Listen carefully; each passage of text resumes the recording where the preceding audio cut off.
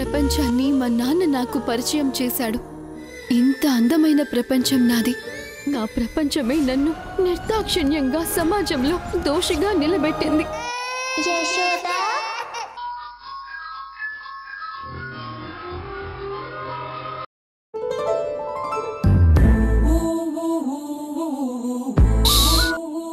రెడీయా? పెట్టేస్తున్నారు. పెట్టండమ్మా, పెట్టండి.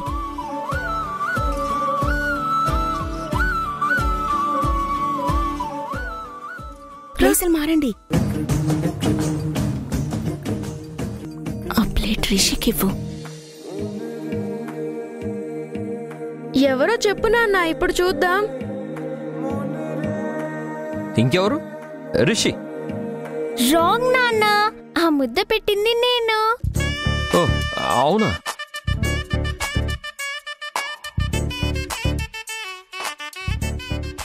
పిల్లలు ప్లేట్ అమ్మకి ఇవ్వండి.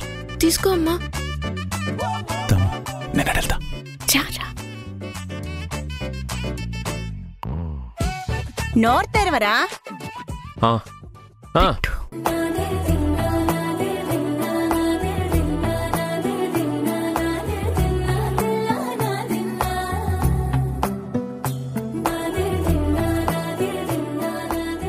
రే, ఈ ముద్ద ఎవరు పెట్టారో చెప్పరా, చూద్దాం. కరెక్ట్గా తెలియడం లేదు నాన్న. ఏది ఇంకో ముద్ద పెట్టండి, చెప్తాను.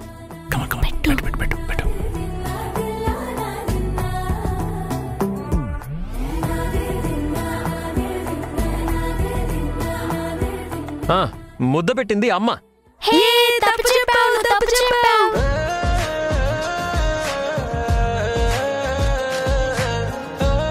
మళ్ళీ మీరు రాంగే చెప్పారు నాన్న. ఆ ముద్ద పెట్టింది నేను.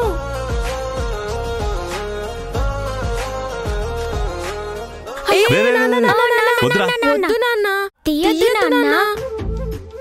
కళ్ళ గంతలు తీయకండి, ఇంకా ఆట అయిపోలేదు. సురేష్, నువ్వు కరెక్ట్గా చెప్పే వరకు పిల్లలు నీతో ఈ ఆట ఆడుతూనే ఉంటారా? సరే సరే, ఈసారి ముద్ద పెట్టమను, కరెక్ట్గా చెప్పేస్తాను. సింధు పెట్టు.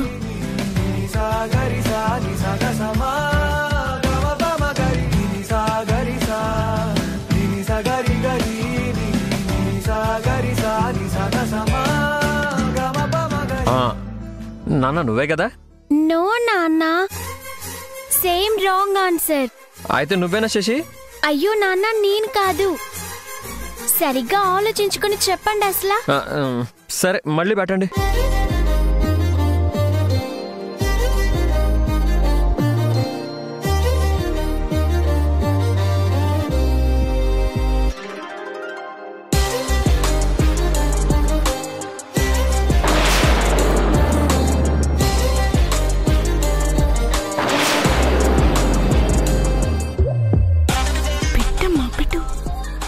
నోరు తెరవరా? కనిపెట్టలేకపోయావు కదా. సింధు యష్కి అన్నం కలిపి నోట్లో ముద్దలు పెడుతుందేంటి? అంటే అందరు కలిసిపోయారా? నా ముందు మధు ముందు కలవనట్టుగా సింధు మీద కోపం ఉన్నట్టుగా నాటకం ఆడుతున్నారా? వెంటనే ఈ విషయం వెళ్ళి మధుతో చెప్పాలి. ఇప్పుడు మాత్రం నాన్నే.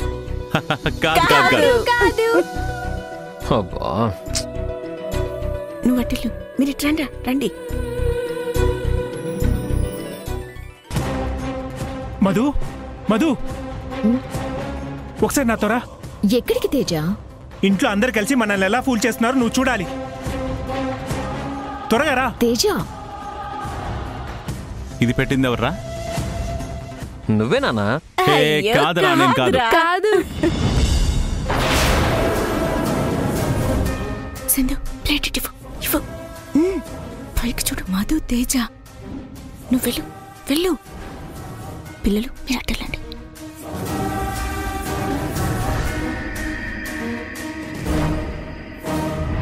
రారా, నీకు చూపిస్తాను. అక్కడ చూడు.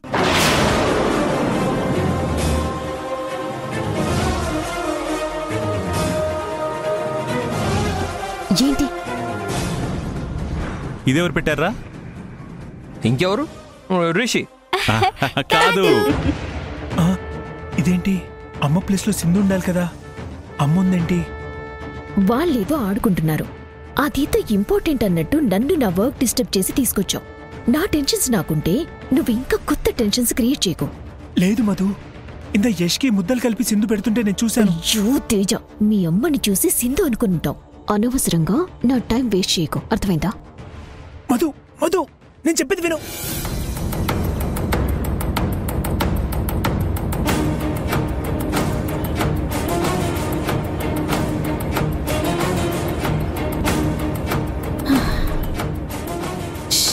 సింధు,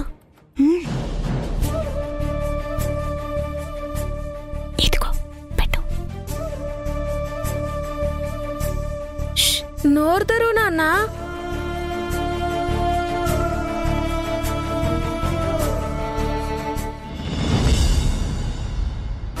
దాము, మొత్తానికి సింధు చేత యష్కి అన్నం తినిపించావు. సింధు బాధను పోగొట్టి సంతోషపెట్టావు. ఇప్పుడు నిజంగా నువ్వు సింధుకి అత్తయ్య అనిపించుకున్నావు. మళ్ళీ నీలో నాకు నా పాత దాము కనపడుతుంది. ఇలాంటెన్నో సంతోషాలు సింధుకి దూరం చేశాను చంద్ర. మళ్ళీ ఒక్కొక్కటి సింధుకి దగ్గర చేసి పోయిన సంతోషాన్ని తిరిగి సింధు పొందాలన్నదే నా ఉద్దేశం. అసలా అత్తయ్య,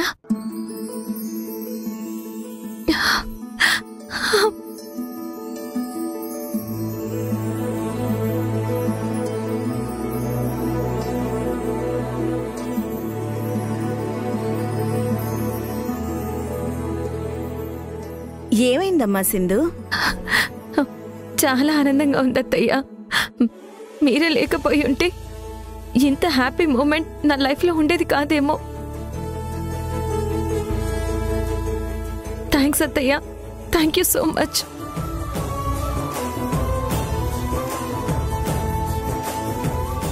ఇలా కూర్చో. పిచ్చి సింధు, ఈ చిన్న పనికే కొండంత ఆనందపడిపోతున్నావు. రేపు నిజంగా నా కొడుకు నీకు దగ్గరైతే నిన్ను పట్టుకోవడం కష్టమే అసలా. దాము నేను మళ్ళీ ఇలా కలిసి సంతోషంగా ఉంటున్నామంటే దానికి కారణం నువ్వే సింధు. మాతో పాటు నువ్వు సంతోషంగా ఉండాలనేదే మా కోరిక. అవును సింధు, నువ్వు ఆపుతున్నావు కాబట్టే మేమిలా సైలెంట్గా ఉంటున్నాం. కానీ లేదంటే నిన్ను నా కొడుకుని కలపడం మాకు క్షణం పని. అవునమ్మా, ఏ సంతోషమైనా సరే ఇక నుంచి అందరం కలిసే పంచుకోవాలి. యష్కి నిజం చెప్పేద్దాం. మళ్ళీ మీరిద్దరూ ఒక్కటైతే మాకు చూడాలనుందమ్మా. మనం అనుకున్న పని ఇంకా పూర్తి కాలేదు మావయ్య. ఇప్పుడే మధుకి అగ్గి రాజేస్తాను.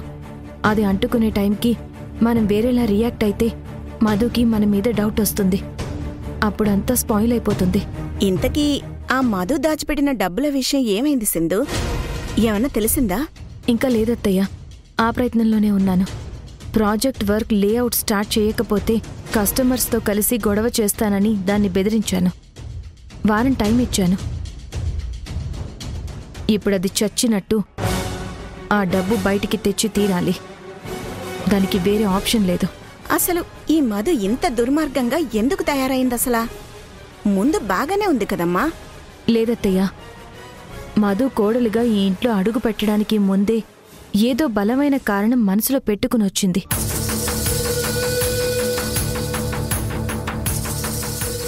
ఎందుకంటే మిమ్మల్ని కిడ్నాప్ చేసిన రోజు మీ వల్ల మావయ్య వల్ల తనేదో సఫర్ అయిందని, మీరు మంచివాళ్లు కాదని, మీరు తనకి ఏదో అన్యాయం చేశారని, దానికి రివెంజ్ తీర్చుకోవడానికే వచ్చాను అన్నట్టుగా నా దగ్గర మాట్లాడింది.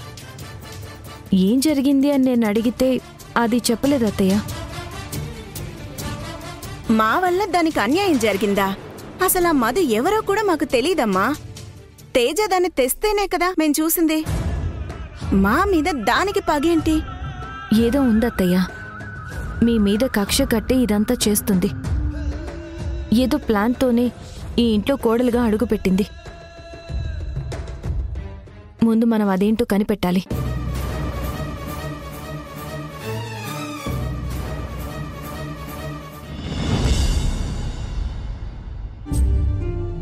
దాము, ఏం చేద్దాం?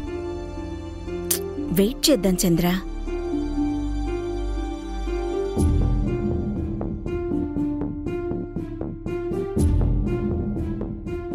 మావయ్య,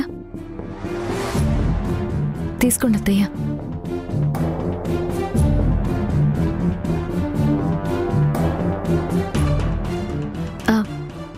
రిషి శశి, నేను చెప్పిందంతా గుర్తుంది కదా? గుర్తుందమ్మా. మీ పెద్దమ్మకి ఎలాంటి డౌట్ రాకుండా జాగ్రత్తగా మేనేజ్ చేయండి, సరేనా? అలాగే అమ్మా, మేం చూసుకుంటాం కదా. అవును సింధు, నేను చంద్ర ఉన్నాం కదా, మేం చూసుకుంటాంలే. అవునమ్మా సింధు, నువ్వేం టెన్షన్ పడకు. ఆ మధు పుట్టు పూర్వోత్తరాలన్నీ మేం చూసుకుంటాం కదా.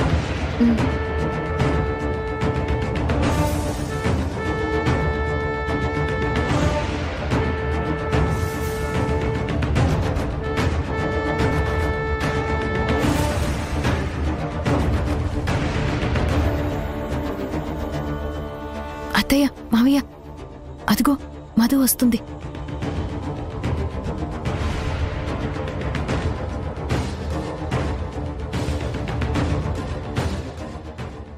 పిల్లలు రెడీనా?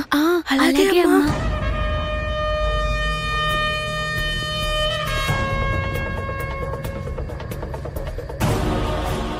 పిల్లలు ఓకేనానమ్మా? నానమ్మ, మన ఫ్యామిలీ గురించి చెప్పవా?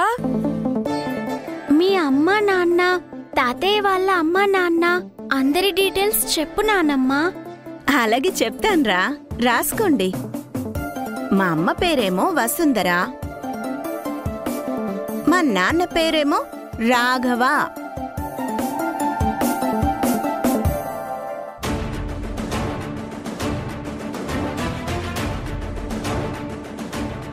పిల్లలు, మా అమ్మ పేరేమో భాగ్యలక్ష్మి, మా నాన్న పేరు రాధాకృష్ణమూర్తి.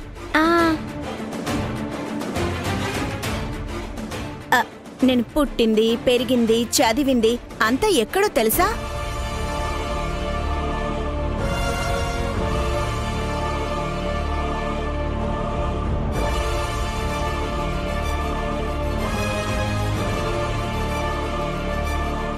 అవును నానమ్మా, అందరి డీటెయిల్స్ గురించి చెప్పావు. మరి పెద్దమ్మ వాళ్ళ ఫ్యామిలీ డీటెయిల్స్ చెప్పలేదేంటి? మీ పెద్దమ్మ గురించా? అదిగో వస్తుంది కదా, ఒక్క నిమిషం మీ పెద్దమ్మనే అడిగి చెప్తాను. అమ్మ మధు. ఏంటత్తయ్యా? ఏం లేదమ్మా, స్కూల్లో ఏదో డ్రాయింగ్ కాంపిటీషన్ ఉందంట. దానికోసం పిల్లలు మన ఫ్యామిలీ ట్రీ డ్రాయింగ్ వేస్తున్నారు. మన ఫ్యామిలీ అంటే నువ్వు కూడా ఉంటావు కదమ్మా. నువ్వు నీ వివరాలు లేకుండా అది మా ఫ్యామిలీ ట్రీ ఎలా అవుతుంది అసలా?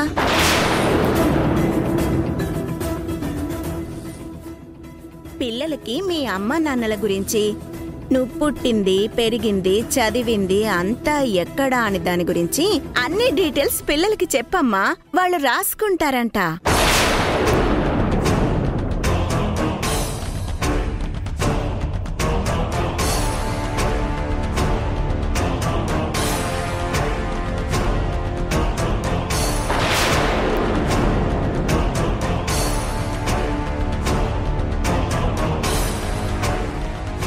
వాళ్ళ అమ్మా నాన్నల గురించి అడిగితే మధుకి ఎక్కడలేని కోపం వస్తుంది. తెలియక ఏదో అమ్మ అడిగేసింది. ఏదో ఒకటి చెప్పి మధుని కూల్ చేయాలి. చెప్పాను కదమ్మా, మధు అనాథని. తను అనాథాశ్రమంలో పెరిగింది. కరెక్టేరా, మధు అనాథే. కానీ తను ఎలా అనాథ అయింది? అనాథాశ్రమంలో మధుని ఎవరు జాయిన్ చేశారు? ఎవరు జాయిన్ చేయకుండా మధు అయితే వచ్చి చేరదు కదా. ఆ విషయం చెప్పమంటున్నాను. అవునరా తేజ, కనీసం నీ పెళ్ళానికి గార్డియన్ అనేవాళ్లు ఎవరో ఒకరు ఉండే ఉంటారు కదా. వాళ్ళు ఎవరో, అనాథాశ్రమంలో ఎవరు జాయిన్ చేయించారో ఆ వివరాలు చెప్పమను.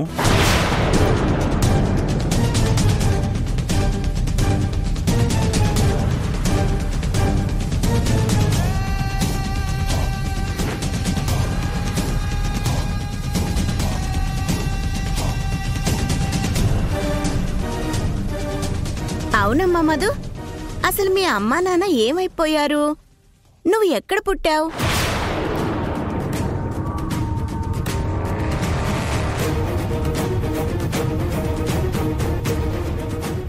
నాకంటూ ఎవరూ లేరత్తయ్య, ఎవరూ లేరు. నేను అనాథని. ఆర్ఫనేజ్లో పెరిగాను. ఏ ఆర్ఫనేజ్ అమ్మా? దీనబంధు ఆర్ఫన్. అదెక్కడుంది? బెంగళూరు సిటీలో. నిన్నక్కడ ఎవరు జాయిన్ చేశారు? నువ్వు ఎప్పటి నుంచి అక్కడ పెరిగావు?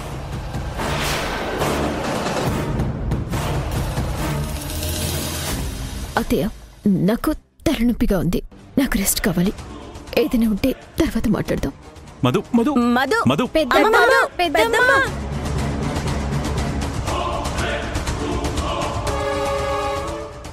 మధు,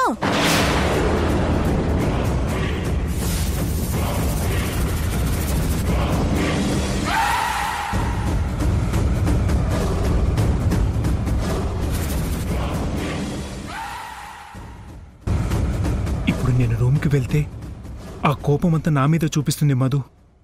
కాసేపు బయటికి వెళ్ళడమే బెటర్.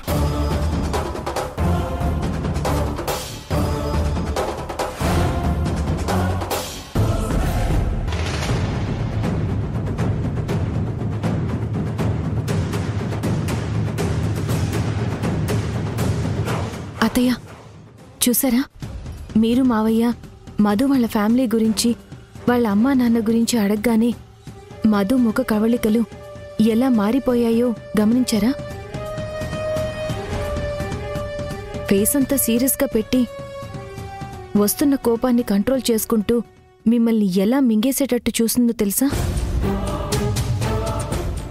నిజంగా వాళ్ళ అమ్మా నాన్న గురించి తనకి తెలియకపోతే మధు రియాక్షన్ అలా ఉండదు కదా. కన్ఫర్మ్గా మధు ఫ్లాష్ బ్యాక్లో ఏదో జరిగింది. అదేంటో మనం తెలుసుకోవాలి. నిజమే సింధు, నేను దాని హావభావాలు అన్నీ గమనించాను. అడుగుతుంటే తట్టుకోలేకపోతుంది అసలు. దీని గురించి మనం పూర్తిగా తెలుసుకోవాలి.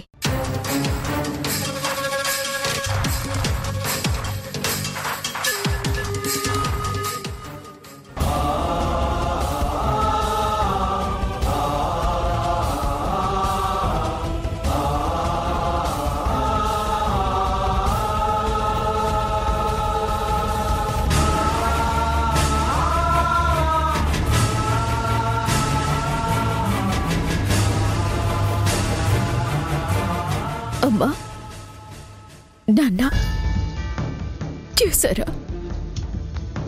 మిమ్మల్ని నాకు దూరం చేసిన వాళ్ళే ఇప్పుడు ఎగతాళిగా నా ఫ్యామిలీ ఎవరు అని అడుగుతున్నారు.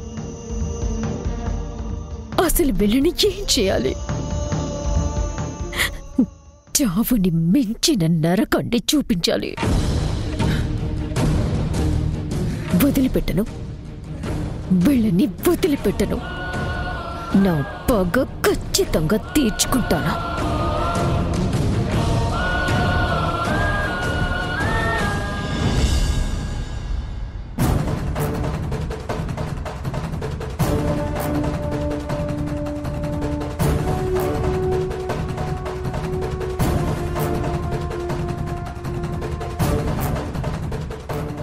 ఏంటిది? కాఫీనా? నేను కావాలని నిన్ను అడిగానా? అయినా నీ చేత్తో ఇస్తే నేను తీసుకోవాలా? చచ్చినా తీసుకోను. తీసుకెళ్ళిక నుంచి. హలో, నీకోసం నేనేం ప్రత్యేకంగా కాఫీ తీసుకురాలేదు. ఇది ఎంటీ కప్.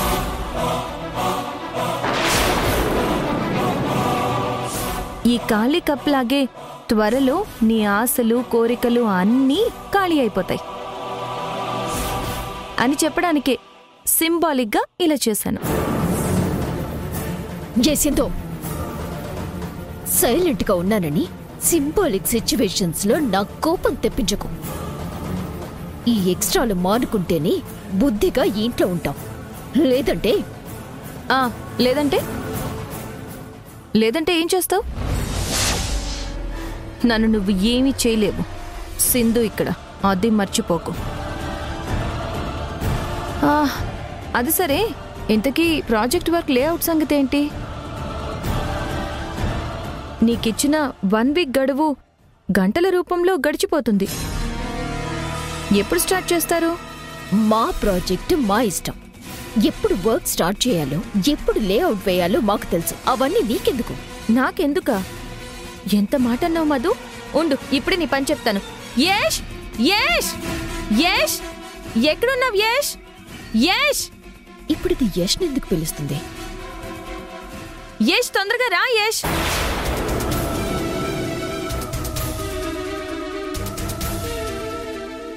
ఏంటి సింధు ఇప్పుడు పిలిచావు?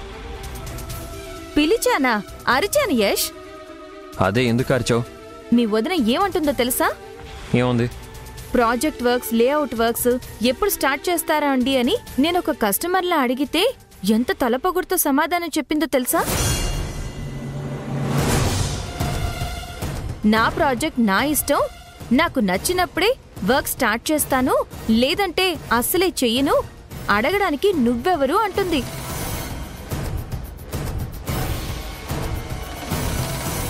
ఏంటి యష్ ఇది? కస్టమరే మా దైవం అని అగ్రిమెంట్లో పెద్ద పెద్ద అక్షరాలతో రాశారు మీరు. ఇప్పుడు అదే కస్టమర్ని ఇలా అవమానిస్తారా? కస్టమర్గా ప్రశ్నించడం కూడా తప్పేనా? మీ కస్టమర్కి మీరిచ్చే విలువ, గౌరవం, మర్యాద ఇదేనా యష్? కస్టమర్ ఎవరైనా సరే వాళ్ళకి ప్రశ్నించే హక్కు ఉంది. దాన్ని కాదనడం తప్పే.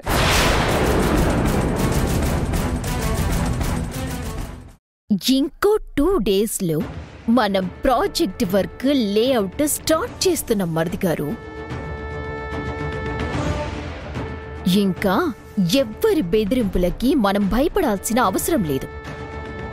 వర్క్లో మనం ఎంత ఫార్వర్డ్గా ఉంటే మనకంత బెటర్ రిజల్ట్ వస్తుంది. ధర్నాలు చేసినా, ఉద్యమాలు చేసినా, చివరికి సెంట్రల్ మీడియా వచ్చినా మనల్ని ఎవ్వరూ ఏం చేయలేరు. మధు వర్క్ స్టార్ట్ చేయడం ఏంటి? అసలు ల్యాండ్ అనేదే ఫేక్ కదా. ఏ పర్మిషన్ లేని ల్యాండ్లో అన్ని కోట్లు పెట్టి వర్క్ ఎలా స్టార్ట్ చేస్తుంది?